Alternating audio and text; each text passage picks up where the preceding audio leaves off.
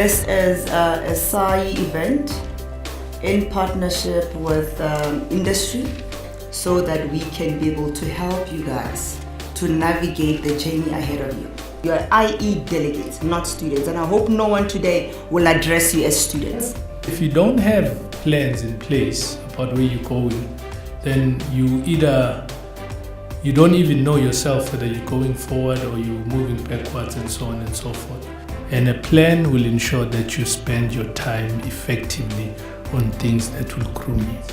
And one thing that we as industrial engineers lack is a mentor. We are saying that we want to ensure sustainability of the industrial engineering profession, raise the strategic importance of industrial engineering practices, demonstrate the impact of industrial engineers in the work environment, provide guidance, coaching, mentoring to other industrial engineers.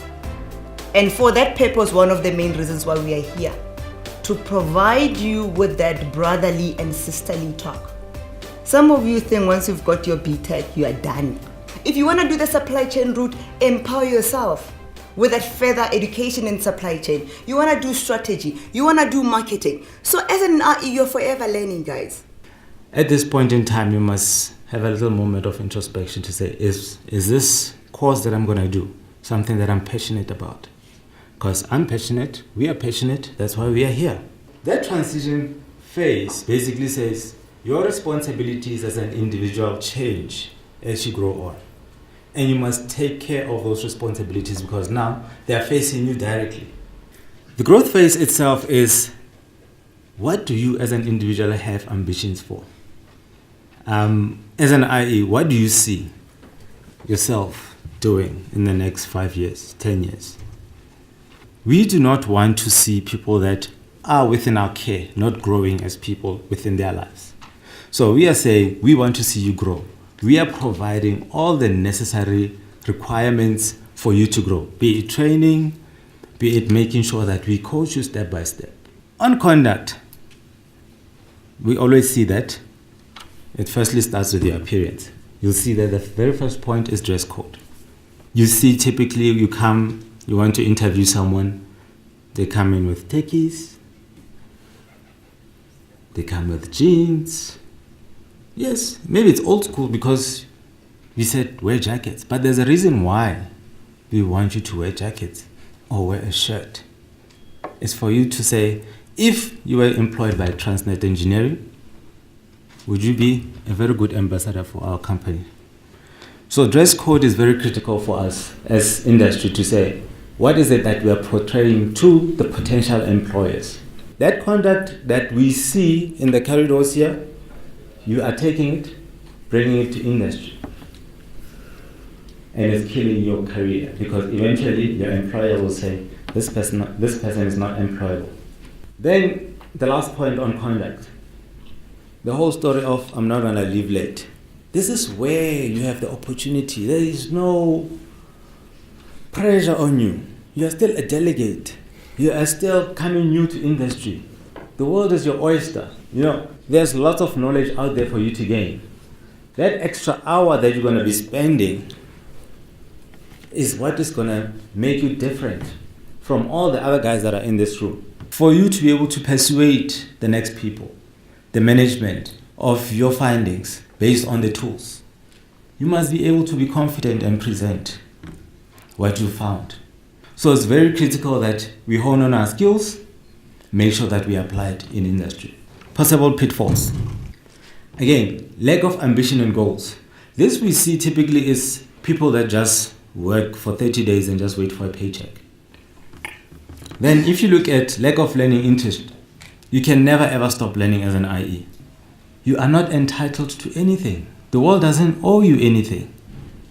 You need to work just like anybody else who's been working for 1,000 and million years in life to work to a certain stage in life to get something.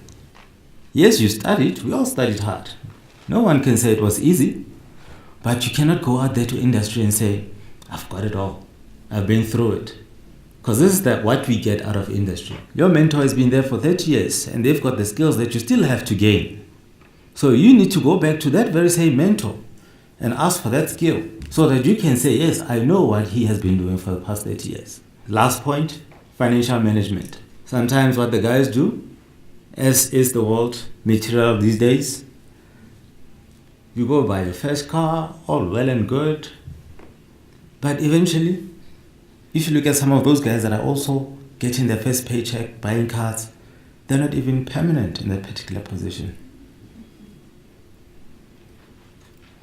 So, where is the financial management? Because after maybe 12 months, you provide your manager with that attitude and bad conduct. The manager says, no, this person is not hireable. Now you've got a nice fancy car that you have to pay off. You cannot go back to the car dealer and say, oops.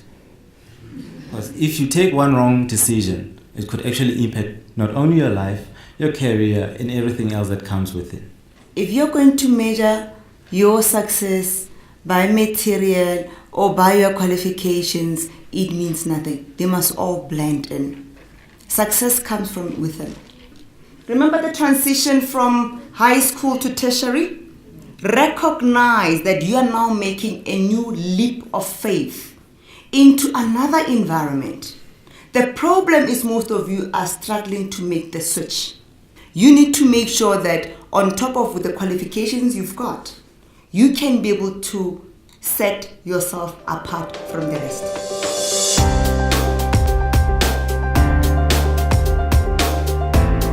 But what if you are not allocated a mentor? How do you go about identifying that mentor, and how do you approach that person to say, listen, I would actually want for you to mentor me? Let's say there's an older person or a person who's been there in that company for a while. When you kind of interact with that person, show them that you're interested. Ask them questions that are a bit outside of what you are supposed to do and what they are doing. Build some kind of relationship. If I'm your manager or your mentor, I've hired you to release some load from me. Do you understand? I'm not expecting you to be after me. Please teach me, please teach me. I'm assuming you've been taught. Get there and be willing to absorb. In your first week, know everything within your environment where you're working, inside out. In your first week, don't let the first week pass and you don't understand what is going on. Then maybe in your second week now, you can start with the small things. And when you start with the small things as well, look for the simplest things, where you know that the solution here is certain. Your idea, your improvement should be sustainable in the long run. There's always something to learn, and there's always challenges that you need to overcome. Most of you think that the qualification means you know it all. And I'm going to be honest, it means nothing. It means you are trainable. It means if I put you at the task with experienced people, you'll be able to quickly absorb what they're doing. So you are trainable. That's what the certificate means. If you live within your means, what you are given will be sufficient. The problem is that as soon as we hire you, it's not even the first month that you received your salary, you're already driving a Mini Cooper. This 90% of how you conduct yourself, how you project yourself, how you run your finances is what can actually make or kill your career. Would you agree with me? I got there with my university theoretical knowledge. There was a time when I thought I knew better than them, but then they put me in my place and they showed me that they know more than me with that experience. So as you grow and as you gain more experience, your plan will change. You'll see, you'll maybe want to gain more experience in another field or another department or another company, and you can adjust your plan. And you can just see maybe your plan is still the same, but you can see, look, what I'm doing right now is not helping me. I'm on a different plan. I should get back on track. The most important thing that I quote on transition is you must be polite to transit. Politeness is key. For you to grow, you must be patient. Would you be ready to be interviewed in the state that you came in? Ask yourself that question. So always be ready in season and out of season. Stay out of debt.